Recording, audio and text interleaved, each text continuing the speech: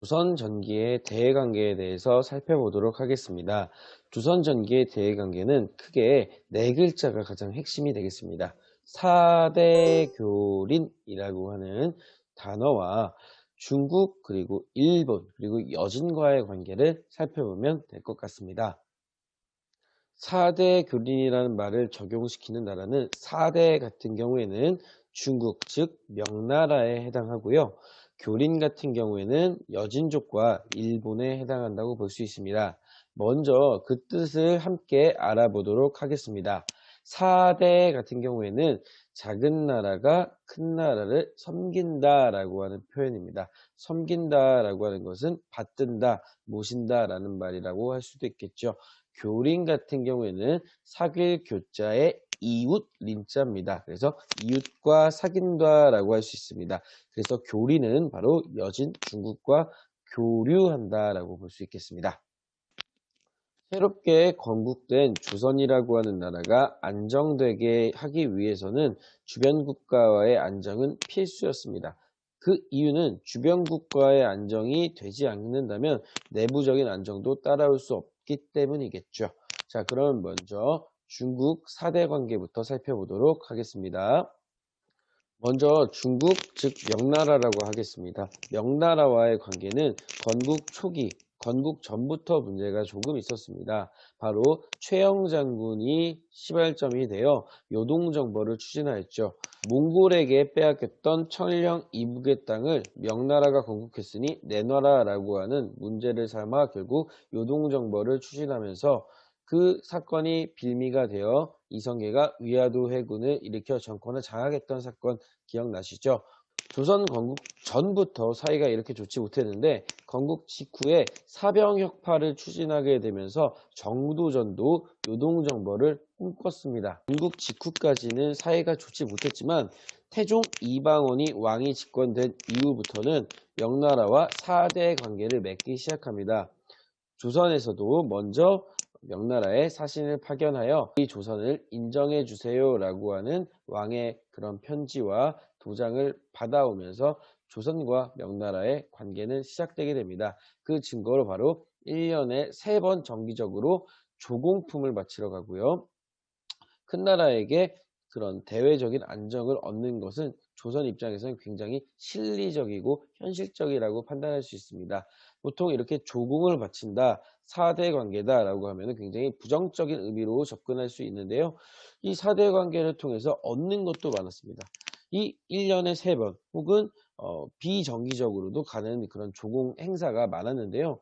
이 작은 나라가 이만큼의 선물을 바친다고 하면은 큰 나라에서는 그래 너네 잘했어 그냥 돌아가 라고 하지 않고 이 갖고 온 선물의 배 이상을 선물해 준다고 합니다. 그 정도로 조공품적으로도 굉장히 많은 이득을 얻었고요. 그리고 문화적, 대외적 안정까지 얻을 수 있기 때문에 태종 이방원 이후부터는 조선과 명나라 사이에 안정적인 4대 관계가 유지되게 됩니다.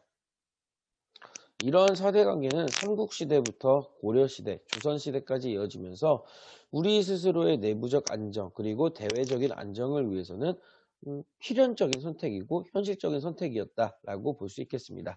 자, 다음으로 우린 교린 정책을 알아보러 가보도록 하겠습니다. 교린 정책에 해당하는 나라는 바로 여진과 일본인데요. 먼저 일본부터 살펴보도록 하겠습니다. 일본 같은 경우에는 고려 말기 국민왕이 집권했을 때부터 왜구들의 그런 침략이 계속되어 왔습니다. 그래서 박위라고 하는 사람이 중심이 되어서 쓰시마 섬을 토벌하기도 했는데요.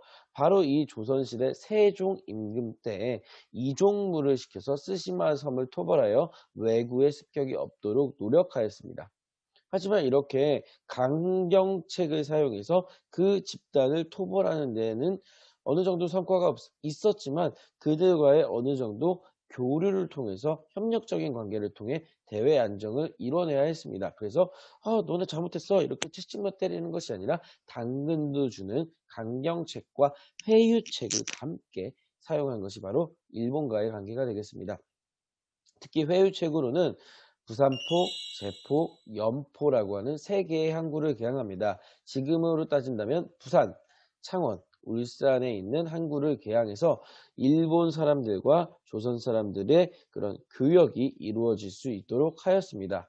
또한 어느 정도는 교류에 제한을 두어야 되기 때문에 그 시기나 양 같은 거를 제한하는 그런 약속까지 했을 정도로 일본과의 교류가 어느 정도 진정성 있게 이루어졌다라고 하는 교린 정책이 이루어졌습니다. 다음으로는 여진과의 관계인데요. 이 여진과의 관계도 세종대왕과 관련이 있습니다. 세종 시기에 백두산을 기준으로 했을 때 우리 기준으로 봤을 때 서쪽을 사군 그리고 동쪽을 육진이라고 하는 곳을 각각 최윤덕 장군과 김종서 장군을 파견하여 사군 육진이라고 하는 중요한 요충지를 확보하게 됩니다. 이 사군육진이 개척되게 되면서 우리 한반도의 진정한 영토가 확립되었다라고 하는 엄청난 의의가 있습니다.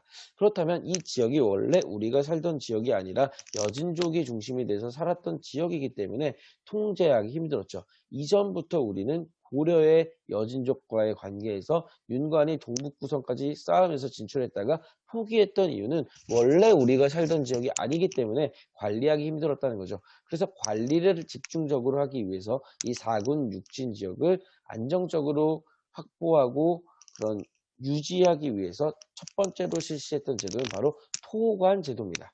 토관 제도라고 하는 것은 바로 그 지역의 출신 관리들을 사용한다는 겁니다. 또는 여진족들 추장이나 여진족들 사람까지 쓸 정도로 이 지역을 안정시키려고 노력하였다라고 볼 수 있습니다. 다른 지역 같은 경우에는 자기 지역 출신의 지역은 관리가 될 수가 없습니다. 하지만 이 4군 6진 같은 그런 북방 지역 같은 경우에는 그것을 인정해 주어서 안정적으로 유지할 수 있도록 하였다고 합니다. 또한 관리만 있으면 그 지역이 유지가 되지 않겠죠. 백성들도 필요했습니다. 바로 사민 정책을 실시하는데요. 이사는 백성이라고 생각하시면 되겠습니다. 경상도, 충청도, 전라도에 있는 사람들을 이주시킵니다. 여기서 반발이 굉장히 좀 있긴 하였지만 이 사민 정책을 통해 이 4군 6진 지역의 토지를 안정적으로 개간하고 땅을 확보하면서 안정적인 그런 지역으로 확보될 수 있도록 강경책을 보였습니다. 그래서 이 지역에 살던 여진족들을 쫓아내고 몰아냈기 때문에 이것 또한 강경책이다라고 볼 수 있습니다. 하지만 여진족들과에도 교류가 있었는데요. 경원, 경성이라고 하는 곳에 무역소를 설치하고 개방해서 필요한 물건들을 교환할 수 있도록 어느 정도의 제한된 교역을 이루어 나갔다고 합니다. 그래서 여진족들도 일본과 마찬가지로 강경책, 회유책, 당근과 채찍을 활용하면서 안정적인 교류를 이어나갔다라고 할 수 있습니다. 이렇게 조선시대 초기에는 일본, 여진, 그리고 명나라와 안정적인 교류를 하였다. 그 교역의 목적은 자연스럽게도 우리의 실리적인 목적이 있었다라고 하는 걸 충분히 이해하시면 좋을 것 같습니다. 마치겠습니다. 감사합니다.